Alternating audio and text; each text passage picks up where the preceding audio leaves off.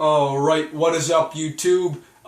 This is going to be the last video of the Tomb Raider series. If you have not checked out the other videos, I would advise checking out at least some of them. Most importantly, about the last 5 or so episodes, I would honestly advise checking out. Those are all extremely significant parts of the story, and they are honestly what makes this game what it is. I want to talk about pretty much a review of this game, if you should get it or if you shouldn't, which I'll get to that at the very end. Anyways, though, one of the major pros, as you can see right here, is the scenery of this game and how the game looks, as in terms of the landscape. I mean, as you can see here, unfortunately the recording does not do any justice, and the way the sun is hitting the water just after sunrise is not doing any justice either. So unfortunately, that does take away some of the graphic potential, I guess, because you guys are not getting a full view of what you could be seeing. There are other things other than just sunsets and sunrises, which honestly make this game a very solid, and not only solid, a very beautiful work of art in the gaming industry. One of the other, there's plenty of pros, there's also plenty of cons, unfortunately, but one of the other pros of this game was the fluentiality, if that's not a word, is it? The how the map flows and how the maps are player friendly, how they work with the player, how they work with you guys, so you can do what you want. It's sort of an open world game, which is a nice feature to this game. It's definitely not completely open world. It kind of pushes you into the next mission. You don't need to play the mission. You can go on your merry way and do whatever you please. But it does guide you towards doing the mission. So if you always go to complete the goal that the game gives you, you will be completing the storyline, not on being able to find any relics or anything, such as this document over here, which I've already found. But documents like that, relics, things like that, you will not be able to find those if you go the way the game tells you to.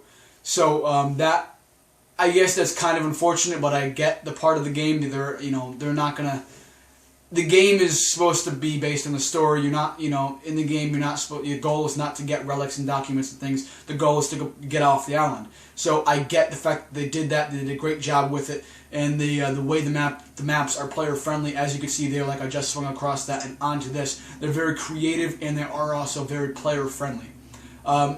Unfortunately, that does not happen all the time. There are sometimes, actually, where I'm going up to is another part to where it's not really that player friendly. Now right here is not a very friendly player part of this map. You jump off, unfortunately now you cannot get back up. It's honestly a little bit of a pain in the ass. I would say this is one of the only parts, but there are other parts, actually plenty of other parts, but there's more good parts, more well-flowing parts to the game than there are stops like this, where unfortunately you cannot, continue to go on in a nice fluent manner. This unfortunately is one of those places. There are others, like I just said, though.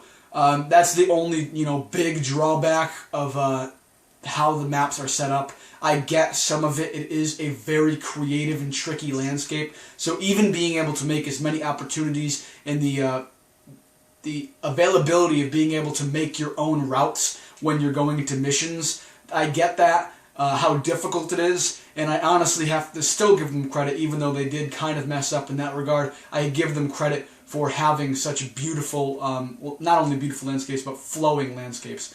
The other couple pros are the realisticness of the game. It is fairly realistic. I would say there are some parts to the game which are not entirely realistic. By the way, I have no idea where I'm going. I actually think that's a dead end down there, so I'm gonna head up here.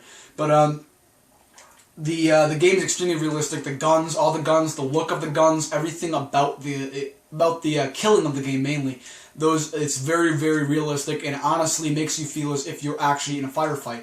Unfortunately, the firefights were not always that good. There were some times where I felt that it was a little bit lacking. I guess I guess they wanted to make it extremely difficult on hard. I don't know if I'm that good, but if you've watched my videos, you know that I'm really not that good. So the fact that it was easy for me makes it a little bit of a phony, I guess you could say. And actually, I'm going to right now be showing you what I mean by not being able to make the map fluid. As you can see right there, I had to come through down there. now I have to go all the way back through the way I came in. So it's a little bit unfortunate the way they set that game up.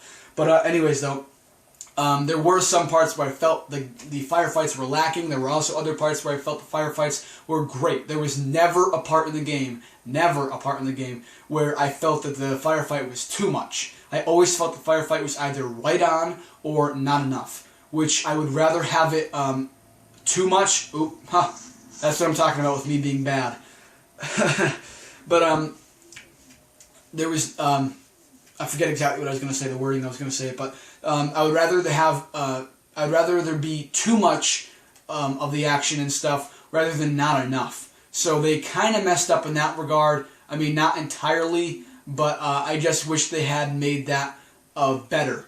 They had a lot of potential to make the firefights better. They had amazing explosions, things like that. You know, if you've seen my videos, the explosions are out of this world. There were actually a couple explosions which you did not get to see that were actually cooler than the ones you saw. So if you think those ones are cool, watch out for those. Unfortunately, I did not record those explosions, so you will not be able to see those unless you get the game. The other pros were the realistic people, the emotions that the characters had was honestly pretty realistic. There were a couple times, I believe I noted in one of the earlier videos, how that was an unrealistic part of the game. But for the most part, the way the characters acted was extremely realistic. They really did a great job at making realistic players with their own individual personalities. I didn't really notice too much about it. Usually you either notice good things or bad things. Usually though, people's instincts are to notice the bad things, the flaws. People always notice that. So I didn't notice much. I did notice a little bit, but I did not notice much. So the fact that I did not notice much means that there were not really many overly astounding parts of the game with the emotions. There were a couple, though. I will admit that there were a couple, and honestly, a decent, a normal amount of those extreme emotions. So I think they honestly made the characters well. I'm not taking that down by any means. There were only a couple times that I could really recall where there should have been more emotion and things like that, and there weren't. But overall, it was actually very good in the way that people acted. Anyways, okay, there's more people over here, I guess. Anyways, moving on to my cons, one of them being the way that enemies react and how they react to you personally. Well, that was pretty cool. Anyways, though, yeah.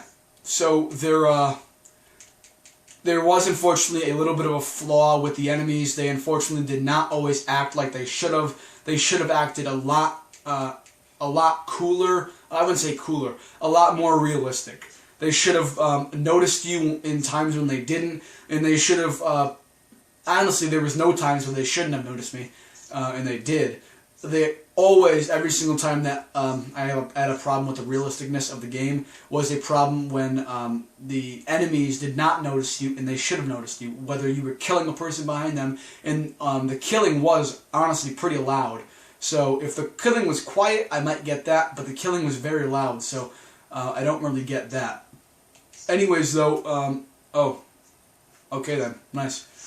Anyways, though, enemies also had way too much health.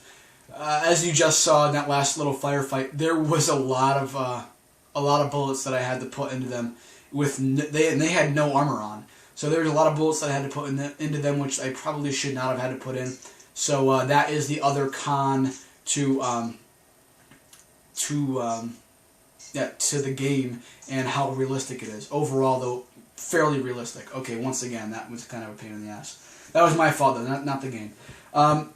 It could have had more fluent maps, I believe. Yeah, I already talked about that. It really could have. There was some parts, as you can kind of see here, the trouble I'm having. I wouldn't really blame this on the game, though. I would blame this on myself. There were times when the game just didn't flow and it didn't keep the movement going. It didn't keep you in the rhythm. On to the next part, though. the other part, which I did not talk about yet, was the survival and hunting aspect of the game. There was not really a lot of it. There was supposed to be a lot of it, but there unfortunately... Okay, I don't get that. Whatever. Alright, great. That's what I'm talking about with the unplayer-friendly maps some of the time. Anyways, though, there was some hunting in the beginning, and it really was pretty cool in how the survival aspect of the game was, where you needed to find food and stuff. But unfortunately, they kind of lost that. I only needed to hunt once the entire game. The rest of the game I never had to hunt again. So they lost that. I don't know why they threw out that pretty good aspect of the game. It wasn't a phenomenal aspect, but it was a realistic aspect of the game, and they should have honestly kept it. Yeah. And the survival aspect, there was a lot of times where, I guess there really wasn't. You had to survive throughout the game, but other than that, yeah. The surviving with hunting, that was kind of a lost aspect of this game. So anyways, though, that will be it for this video. I'll actually end it right over here with this scenery.